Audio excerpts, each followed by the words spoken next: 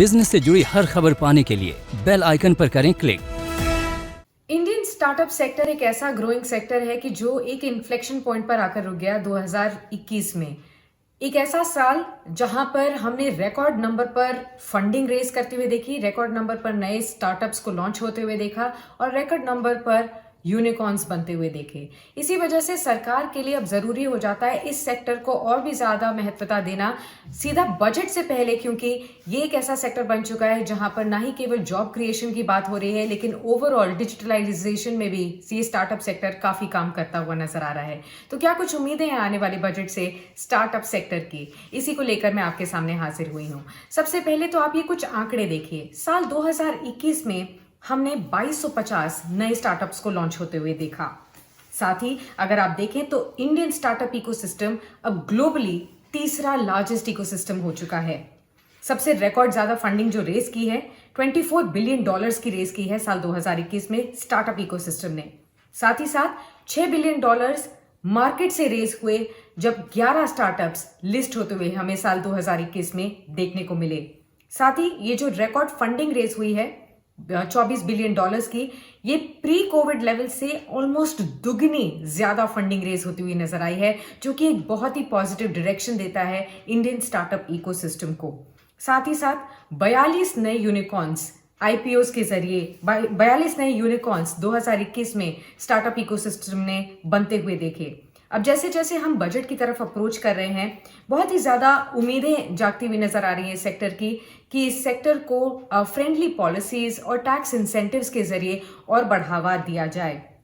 तो startup sector ने सबसे पहले तो यही अर्ज किया है सरकार को कि इस बार के बजट में उनके टैक्स बर्डन को थोड़ा रिड्यूस किया जाए, जो कि ऑलरेडी सेक्टर कोविड-19 की मार से गुजर रहा है, उसमें कोई ना कोई हीलिंग टच जरूर हो। सरकार से ये भी उम्मीद लगाई जा रही है कि सरकार एक प्रपोजल को कंसिडर कर रहे हैं जिससे कि कैरी फॉरवर्ड ऑफ लॉसेस हो पाए आगे जाते हुए, और स्टार्टअप्स को कंसोलिडेशन के लिए सर्विसेज और ऑर्गेनाइज्ड रिटेल सेक्टर में जो स्टार्टअप्स हैं खासतौर पर उनके कंसोलिडेशन के लिए काफी कुछ कदम लिए जाएं। एक्सपर्ट्स ये भी देखते हैं कि इस आने वाले बजट में कुछ ना कुछ मदद इस तरीके की मिल पाए जिससे कि ease of doing business startup system में देखने को मिले। साथ ही साथ स्टार्टअप्स के लिए आसान हो जाए और स्पेंड करना इनोवेशंस पर, और साथ ही डिजिटल पेमेंट्स ग्रोथ को एक्सेलरेट करने के लिए खास तौर पर रूरल एरियाज में, टियर 2 टियर 3 टाउन्स में, जहां पर अभी भी डिजिटल पेमेंट्स को उस तरीके से एक्सेप्ट नहीं किया गया जिस तरीके से अर्बन सिटीज में देखने को मिला है।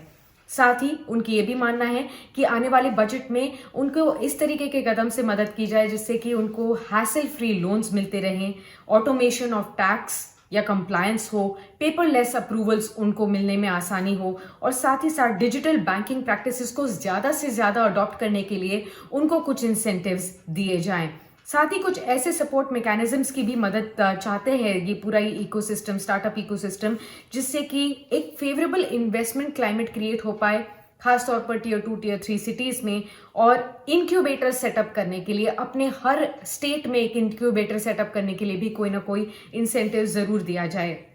इसके अलावा सरकार से उनकी ये भी उम्मीदें हैं कि लॉजिस्टिक्स या कोल्ड चेन्स बनाने के लिए भी सरकार इंफ्रास्ट्रक्चर खास तौर पर कोई ना कोई मदद जरूर स्टार्टअप सिस्टम को इस लिहाज से भी करती हुई नजर आए। इसके अलावा एक हमेशा से जो आस्क रहा है सरकार से स्टार्टअप इकोसिस्टम का, वो ये रहा है कि ऑनलाइन और ऑफलाइन बिजनेसेस में एक लेवल प्लेइंग फील्ड क्रिएट करने के लिए उनको मदद दी जाए। इसके अलावा जीएसटी कंप्लायंस को आसान बनाना, सिंप्लीफाई करना, ये ऑनलाइन सेलर्स की एक सबसे बड़ी उम्मीद जरूर है, जिससे कि ज्यादा से ज्यादा जो ऑनलाइन स्मॉल बिजनेसेस हैं वो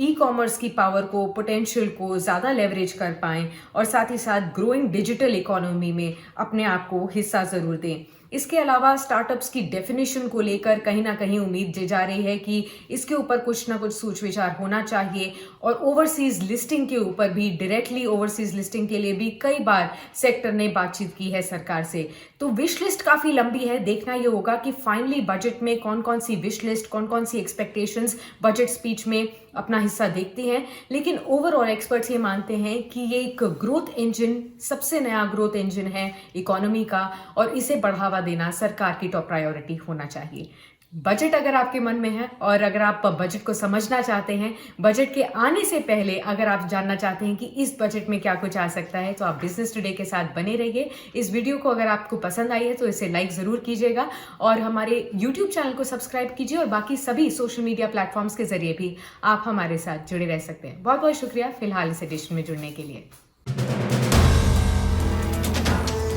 वीडियो पसंद आया तो हमें लाइक, कमेंट, शेयर और सब्सक्राइब जरूर करें।